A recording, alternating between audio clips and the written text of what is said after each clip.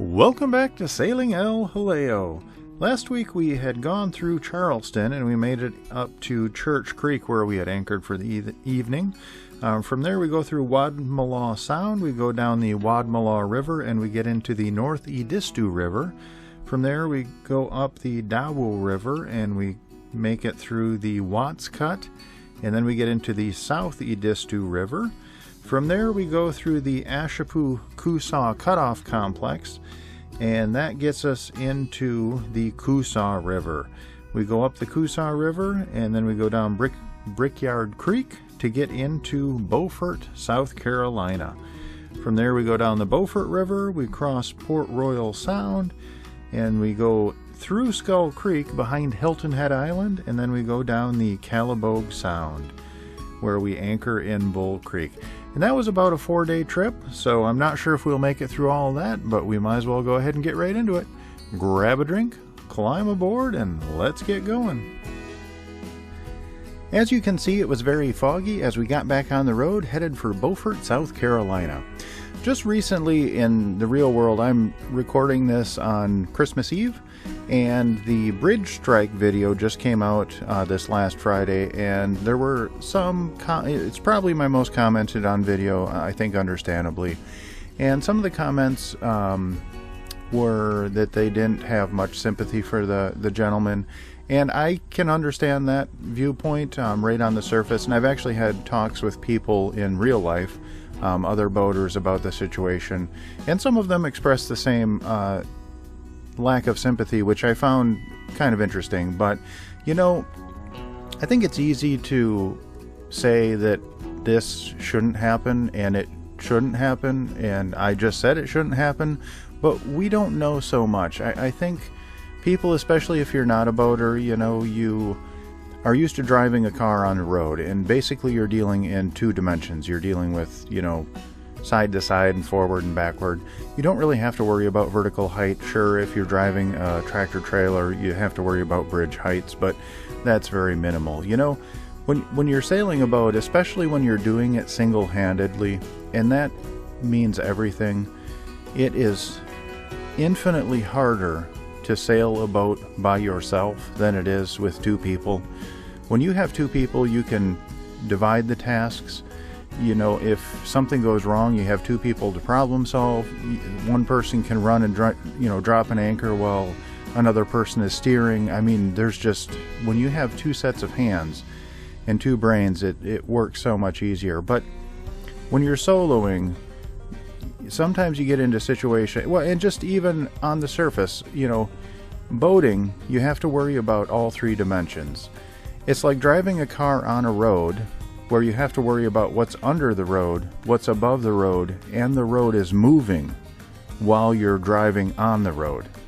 And the way that the road is moving can change. It's not like anything that someone who drives a car can relate to. It's completely different.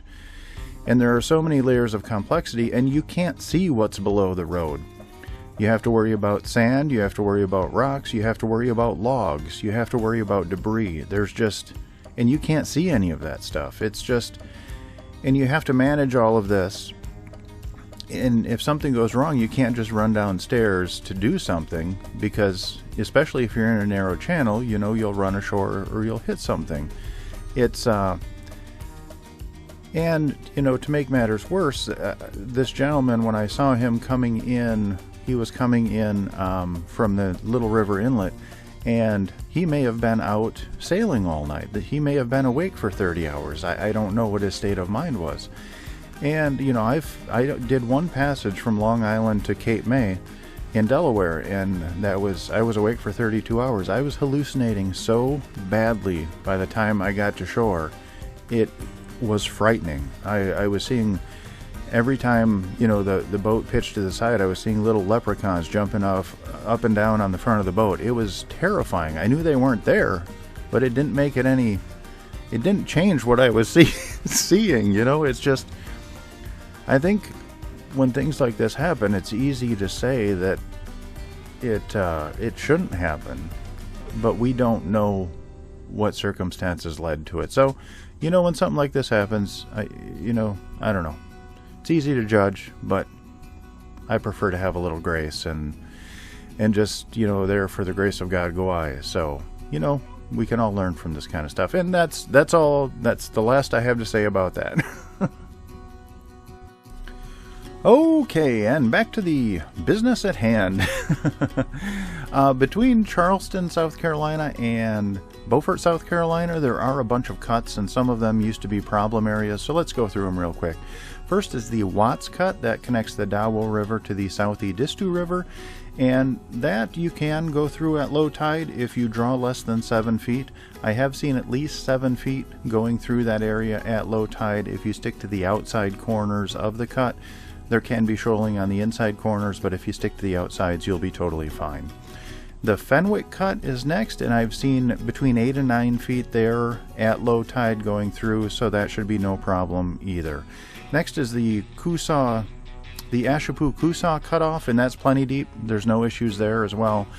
The Ashe Island Cut used to be a problem. That used to be on the south end only about 2.5 feet deep at low tide. But that was dredged, it was either 2022 or 2023. I think it was the spring of 2023 when I was going through that it was being dredged. And now it's at least 9 feet deep at low tide, so you can actually get through that at any time. So you shouldn't, if you draw you know, if you're not an offshore boat, if you're a normal boat and you draw, you know, 5.5, 6 feet or less, you should be able to make it all the way from Charleston, South Carolina to Beaufort, South Carolina at any state of tide with no issues whatsoever.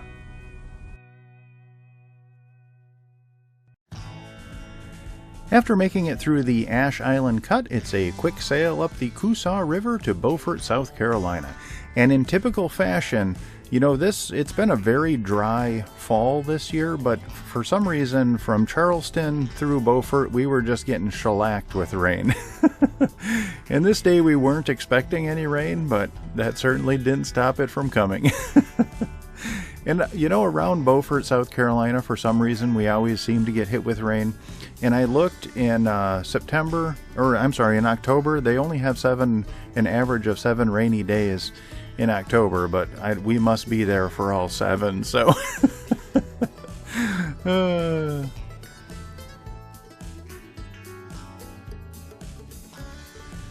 After waiting out a couple of days of rain in Beaufort, South Carolina, it was time to get back on the road again, and that meant dealing with the Ladies Island Bridge. Now, I've ranted about this bridge in the past, so I'll just glaze over this quickly. If there was one mechanical bridge that should be replaced, this is definitely the one. It's not for lack of beauty or function, it does both of those perfectly. It's the schedule is overly restrictive, so this bridge will not open between 6 a.m. and 9:29 a.m. So between 6 and 9:30 it does not. It will open at 9:30, so you know, that's a huge concession. But in the main bulk of the morning when you want to get going on your trip, this bridge is closed. It won't open for you. And then again in the afternoon between 3:31 and 7 p.m. it will not open. So if you don't get there by the 3:30 opening, then you're finishing your trip in the dark, and you might have to sit there and wait for 3.5 hours, which is absolutely ridiculous. And you know, if there wasn't an alternative route, I could understand it, but there is a fixed highway bridge just a couple of miles away that people can take to Ladies Island. So to me, it makes no sense. I don't understand why this bridge is so restrictive on its opening schedule. Basically, if you get there during the week, you're going to burn a day just so you can go through the bridge, which, you know, we're not in a hurry, so if we have to burn a day, we have to burn a day. But still, it kind of stinks when you've got perfect weather and, you know, you want to get going, but because of a stinking bridge, you can't get through. And I, like I said, I've waxed poetic about all of these mechanical bridges, but if one needs to be replaced, this is definitely the one.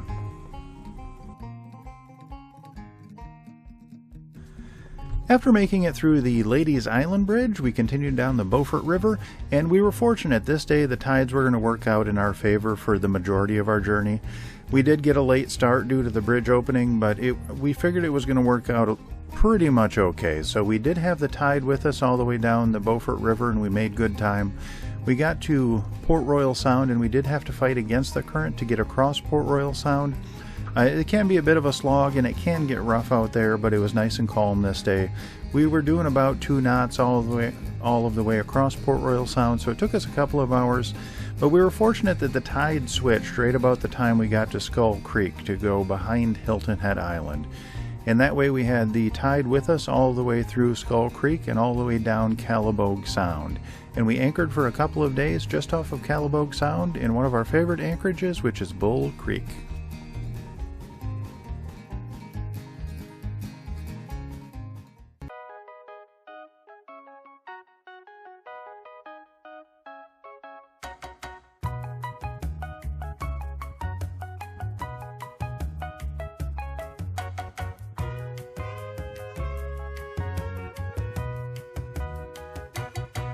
Gonna fly away, go a million miles, and take a holiday where I can hide a while, and where the crowds are gone.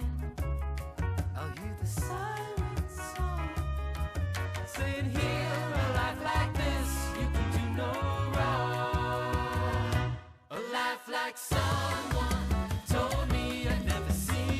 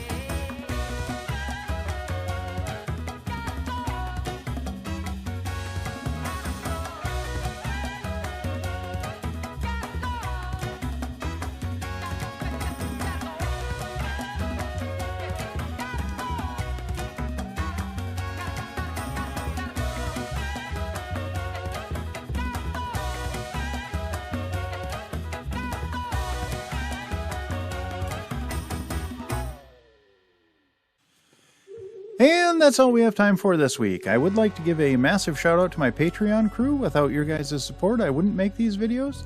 And my Patreon crew is Joan and Juddy Judnick, Val and Chris Alcorn, Denise and Eli Sackett, Sherry Erickson, Deb Shaw, Matthew Spotton, Peter Allen, and Natalie Linehan. Thank you guys so very much. Your support really means the world to me.